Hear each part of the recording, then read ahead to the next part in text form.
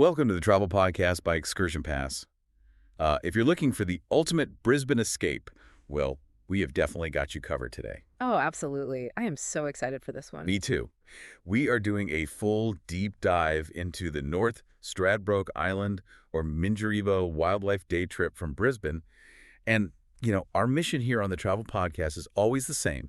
We want to do the heavy lifting for you. We anticipate your objections, your doubts, and we basically obsess over every detail so you don't have to. Right, exactly. We want you to feel like you've already practically lived the experience before you even pack your bags. We're going to break down the logistics, the wildlife, the beach time, all of it. Yeah, because we want you to actually feel the ocean breeze while you're listening. But before we get to the pristine beaches, we have to talk about getting there. Oh, the logistics. The fun part. Right. Let's tackle the biggest objection right out of the gate.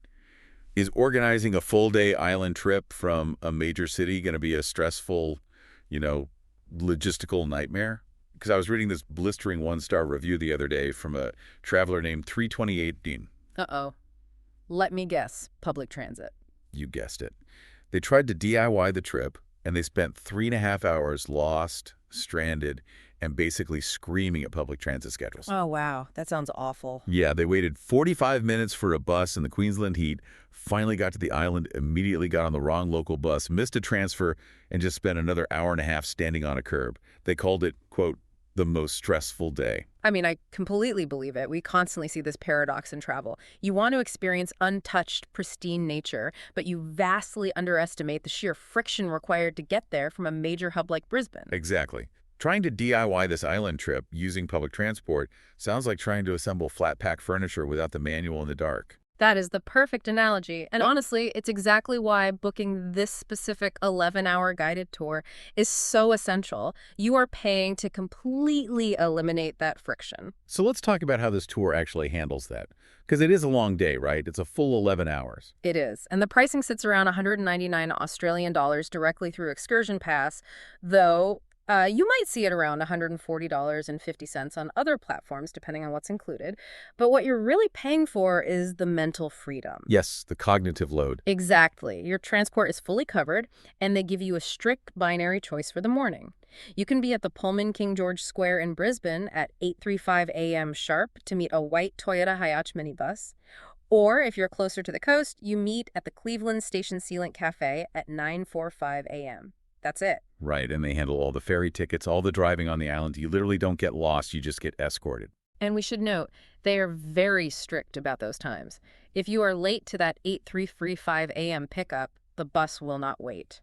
Which, sounds harsh, but is actually great for the other 10 people on the tour. Oh, completely. Nobody wants to sit in a hot van waiting for someone who overslept.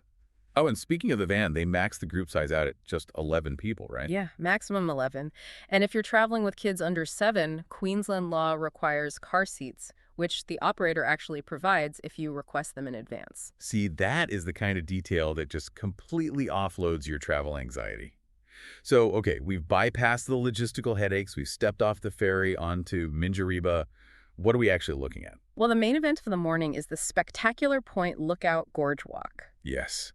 And the data on this spot is just wild. You're walking along these dramatic 30-meter-high coastal cliffs looking down into crystal clear water. Right, and because it's the most easterly point of Queensland, it creates this natural funnel for marine life. You have dolphins, sea turtles, manta rays just gliding through the surf. And then you turn around, and the terrestrial wildlife is just as crazy. You've got sea eagles, flying foxes, kookaburras, wallabies, wild kangaroos with joeys, and of course the koalas sleeping in the eucalyptus trees. And if you're there in the right season, you might even see humpback whales. Okay, wait, let me push back for a second here, because I'm sure you, the listener, are thinking the exact same thing I am. Whenever I hear a list of animals that sounds like a literal Disney movie, my immediate objection is, are these sightings actually guaranteed? Right, the classic theme park question. Yeah.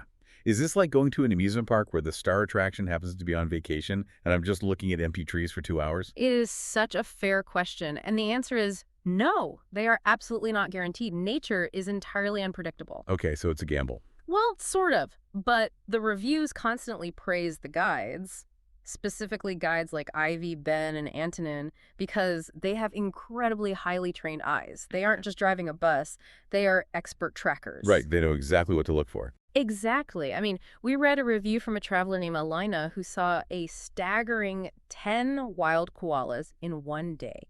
Oh, 10! wow. I guarantee there are locals in Queensland who haven't seen 10 wild koalas in a single day. Totally.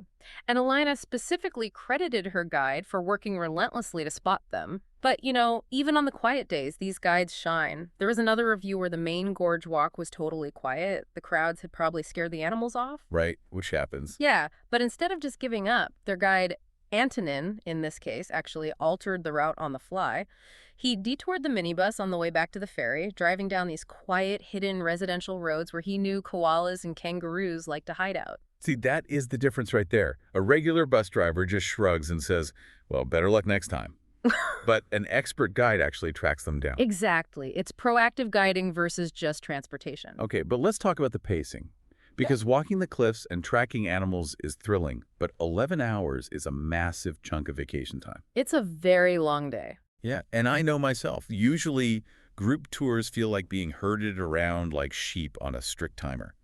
Am I going to be absolutely exhausted? Do I really want to be locked into an 11-hour march with strangers? It's a huge concern, but this is where the tour's flexibility really comes in. They don't keep that high intensity up for the whole 11 hours. Once you finish the gorge walk, you get about an hour and a half of pure, unstructured free time at Cylinder Beach. Oh, perfect. That warm water is exactly what you need. Right. It's a total vibe shift. And later in the day, you go to Amity Point for koala spotting and sunset views. It's much more relaxed. But wait, what about food? Because if I'm not fed, an 11-hour day quickly turns into an absolute disaster. Oh, hangry travelers are the worst. Truly. Now, I saw that lunch isn't included in the base price. How does that work? Well, it actually gives you a lot of flexibility. You can grab lunch at a local cafe with road views near the beach, which is great.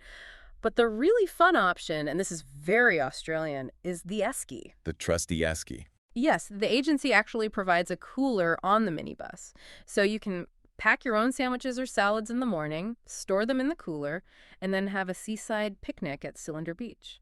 I read a review from someone who packed a sandwich and literally watched humpback whales breaching out in the ocean while they ate their lunch on the beach. Yeah. Like, you cannot buy that kind of dinner theater. You really can't. And having that beach time really changes the group dynamic, too.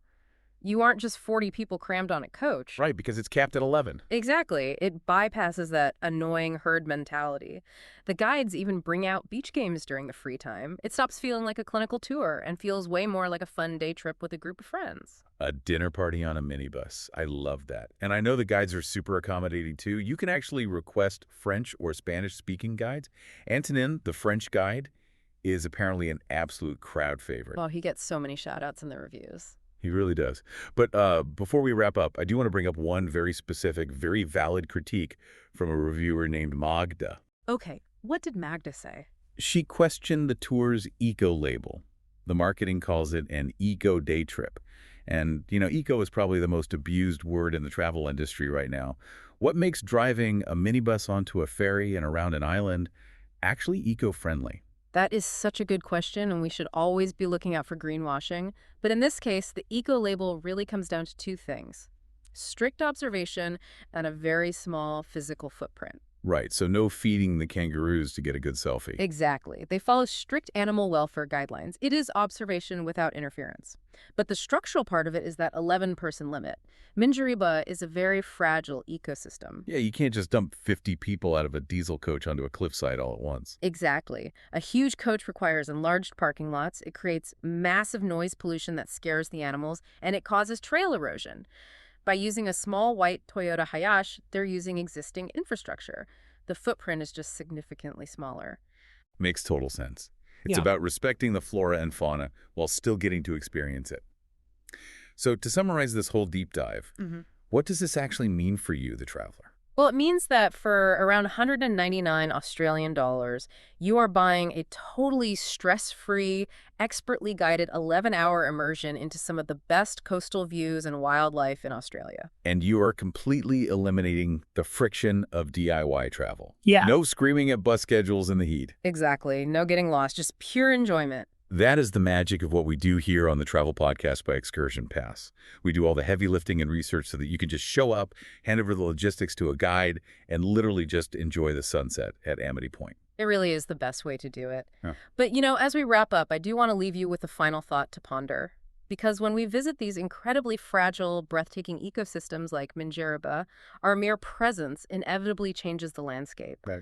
So as travelers, how do we ensure that our deep desire to witness wild animals in their natural habitat doesn't end up, well, loving that very habitat to death? That is an incredibly profound question and definitely something to think about the next time you unpack an esky on a pristine beach. Well, thank you so much for joining us on this deep dive. Safe and unforgettable travels, everyone. We will see you on the next one.